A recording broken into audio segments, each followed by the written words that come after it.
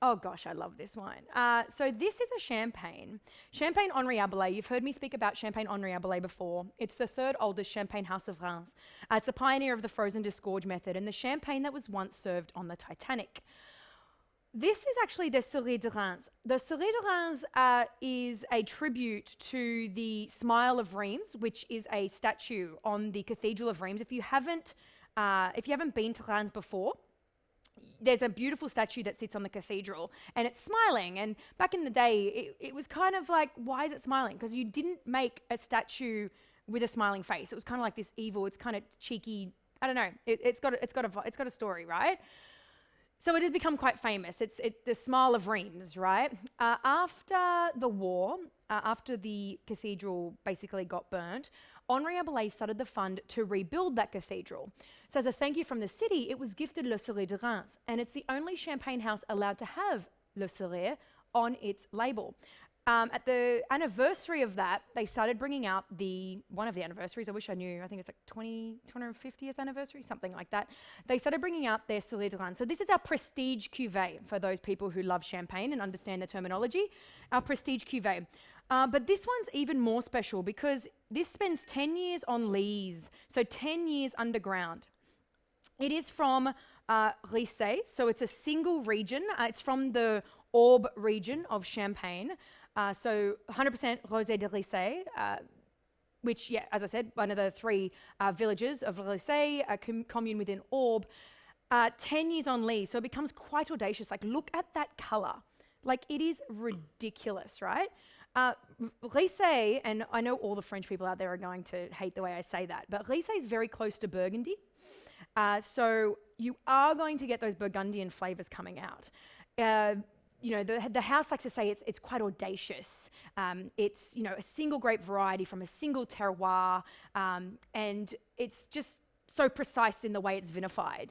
So this undergoes a very short maceration. I'm talking, 48 hours, 2 days macerating on the skin to get that color, which is crazy, which also helps with its unique style. So then when it's disgorged after 10 years, so this is a 2006 vintage, when it's disgorged, it's then left to rest again for another 6 to 12 months before we see it. So 2006, I'm so excited. I act as if I haven't drunk this before. To be honest, I only brought this today so I can drink this again. Let's face it. The team like that, yeah. Okay, so the bouquet. Let's have a look. The bouquet. I love how everything else is aroma, but when it comes to champagne, it's a bouquet, right? Oh, yum. Okay. So this vintage, it's marked by, oh gosh, it's very rich sense of strawberries and raspberries.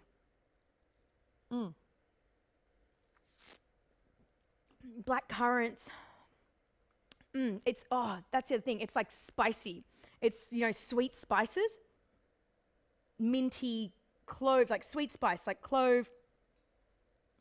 But there's so much more, like it's super complex. You've got like orange blossom and violets. It's kind of like exactly what you expect from Pinot, really. Okay, sorry. I did have a sneaky taste before, but let's have a look.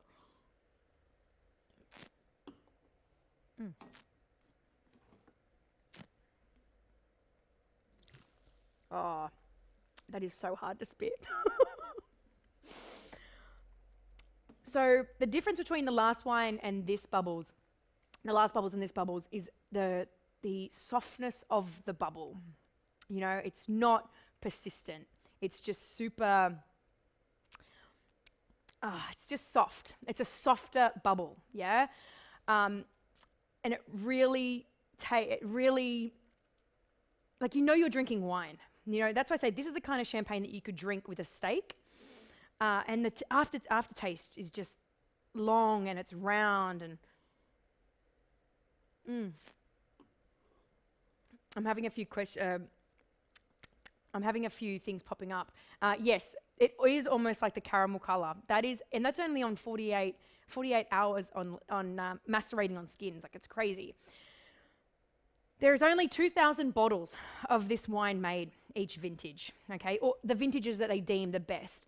we only get given a very small allocation, and let's face it, I'm the only one drinking it. So if you are interested in trying a wine that is really exceptional, a champagne that you can try with steak, you definitely have to jump on this. I think it sits around $300 a bottle. Like, it's not cheap, but hey, that's why I get to drink it.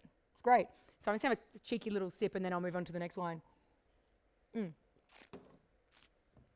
That is sensational. Absolutely sensational. Okay.